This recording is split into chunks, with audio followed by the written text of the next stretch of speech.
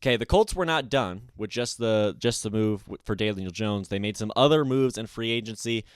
There's the offensive line, there's the safety position, and there's the cornerback position. So really, it's quarterback, offensive line, and the secondary that have seen some significant changes over the course of the first couple days of free agency. I want to talk about the O-line first. I want to go negative and then end on a positive note because we lost Will Fries and Ryan Kelly to Minnesota. This is problematic and a bit concerning, right? By the way, Minnesota absolutely is retooling themselves to potentially putting themselves in position to win a Super Bowl with J.J. McCarthy, and if not, get very close and maybe the next year win a Super Bowl. The Vikings are a team absolutely with an open Super Bowl window, which is really interesting because they're moved on from Sam Darnold, making different decisions at quarterback. I find that very fascinating. But they stole Will Fries and Ryan Kelly from Indianapolis. The Colts may be able to reload with the depth that they have on the roster already.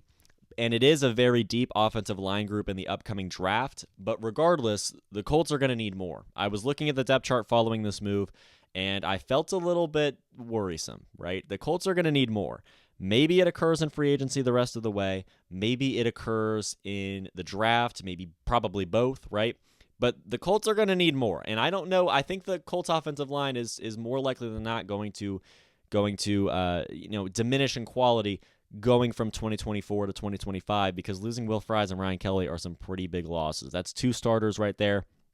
We re-signed Braden Smith. We still have Quentin Nelson, right? And there's a lot of sort of backfill guys in the second and third tier of the depth chart that could theoretically, potentially put themselves in position to succeed as a starter. But there's going to need to be more rebuilding of the offensive line, and I'm apprehensive about that. And that especially makes me apprehensive because, again, if we want to give Anthony Richardson and even Daniel Jones as much resources as possible as it may take for them to succeed, the offensive line kind of needs to be good. And if this is going to be a playoff team with this quarterback situation, the offensive line kind of needs to be good. So I'm concerned about the losses of Will Fries and Ryan Kelly. I'm interested to see how this team reloads, how this team rebuilds, and what they do moving forward to, again, retool that offensive line. But this is a concern for me for now. And I wanted to say that first so I can get it out of the way because we have much more exciting and happy things to talk about after this. I'm just a little bit worrisome about the Colts, considering their offensive line losses and Will Fries and Ryan Kelly. We'll see how things go. But there's going to need to be more. They can't be done with the offensive line. Should not be a finished product for Indianapolis. Whether it's the draft, it's probably the draft, or if it is the rest of free agency as well, maybe some trades here or there, some waiver wire sign. I don't know what it's going to be. The Colts are going to have to retool the offensive line to some degree. Now they can, because their focus in the draft kind of shifted. Because if you remember from a couple episodes ago, if you were watching, I said that I wanted the Colts to grab a safety or a corner in free agency, and whichever one they didn't get, I wanted that in the draft. Now, I said that kind of conservatively, understanding the fact that this is Chris Ballard, and we're probably not going to make two big-time moves in the offseason in free agency for both a safety and a corner, and that ended up being exactly what Chris Ballard did. We grabbed a safety from Minnesota. His name is Cam Bynum. We grabbed a corner from San Francisco. His name is Travarius Ward. I'm going to talk about each. Cam Bynum was a huge move right out of the gate. Right as free agency opened, a 4-year deal to Cam Bynum. This is a big deal because obviously the secondary was poor already. We let up almost a 70% pass completion rate from opposing quarterbacks throughout the year. Julian Blackmon becomes a free agent as well. I'm interested to see how his re-signing goes. We were already poor on the secondary. The safety position needed help, and we absolutely filled that need with the addition of Cam Bynum. He hasn't missed a game in 3 seasons, right? He's the absolute opposite of injury-prone. He had 3 interceptions and 10 pass deflections last season with Minnesota, the critical piece to a long-term great secondary, and he's paired with Travarius Ward, again, corner from San Francisco, 3-year deal, $60 million. So right here, what Indianapolis is doing is kind of setting the core in place of what could be a great secondary. If this team's going to win a Super Bowl in the next few years, if it's going to win a Super Bowl in the prime years of Anthony Richardson, this secondary is going to be a big part of it, and they put themselves in position to maintain that secondary moving forward. Cam Bynum, Travarius Ward, they absolutely went all in on these two guys. Anarumo is going to need talent as a defensive coordinator, and now he has talent, right? We saw what Anarumo was able to do with talent in Cincinnati. He brought that team and that defense to a Super Bowl. And then that talent sort of fell by the wayside, and so did Anarumo, and so did that Bengals defense. And shockingly, the Bengals gave up on Anarumo. The Colts kind of get a steal in bringing him in as defensive coordinator. And now we're supplying him with talent that could potentially create a defense capable of doing what the Bengals did in 2021. The only caveat to this is Cam Bynum, again, 4-year deal. I believe they're both $60 million deals. Now I think about it. It's $15 million a year to Cam Bynum. It's $20 million a year to Trevarius Ward. That's a big financial commitment. The long-term nature of it is totally fine because I think both of these are reliable, effective playmakers. I think they're going to be great. I love both of these moves. The only caveat is how much money we're spending on this, right? Because again, the one potential benefit to grabbing a safety in free agency and a corner in the draft or vice versa is that one of those players is very inexpensive because we know that rookies on rookie year deals don't cost a lot. So if you could find a great rookie in the draft in the NFL, you're in a great position to create a great position group because you have fantastic players that you don't have to pay a lot. You can kind of, spend more money on the rest of the position group, the rest of the roster as a whole.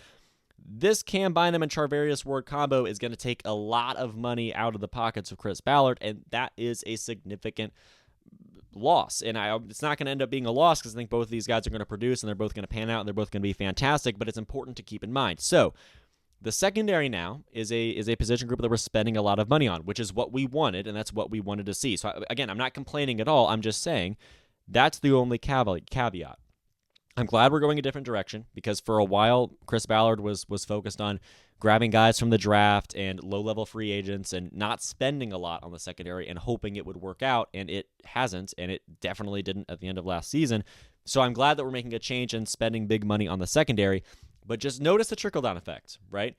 A good roster isn't free. So we're putting a lot of focus on the secondary, which likely to me tells me that we're going to be trying to retool the offensive line through the draft, which is a dangerous business because with this drafty and low-level signing of low-level free agents, that's a dangerous decision to make with the offensive line because if you miss in the draft or if you miss on a free agent, you really miss. And the offensive line is a position group that it's very, very important not to miss on. The secondary within the context of the Colts is another position group like that. So again, I want to make myself very clear. I love this move. I love the decision to grab Charvarius Ward and Cam Bynum. I am totally okay with the amount that we're paying them. I am totally okay with the amount of time that we're committing to them and committing them to us, perhaps more importantly. I said I wanted a safety in a draft and a quarterback in free agency or vice versa, and we got both right out of the gate, right? So this is fantastic, and Chris Ballard clearly is a bit more gutsy. This is what it takes to create Super Bowl winning teams. I love what we're doing with Cam Bynum, Charvarius Ward, and the rest of this secondary. I like what we're doing with the defense. Anarumo is going to have talent. He's going to have resources. He's going to have these guys to work with, and I love that.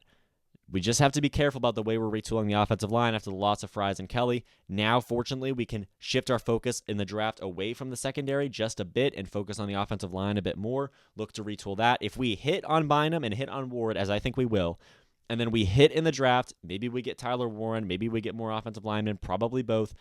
This could be a playoff team if the quarterback position pans out. There's a lot of questions. A lot really has to go our way for that to happen, but this could be a 10, 11, 12 win team next year if the quarterback position pans out, if the secondary pans out, I think it will, and if the offensive line doesn't become a liability with the loss of Will Fries and Ryan Kelly and the amount of money we're spending on Bynum and Ward. Great moves in the secondary. The secondary looks fantastic now.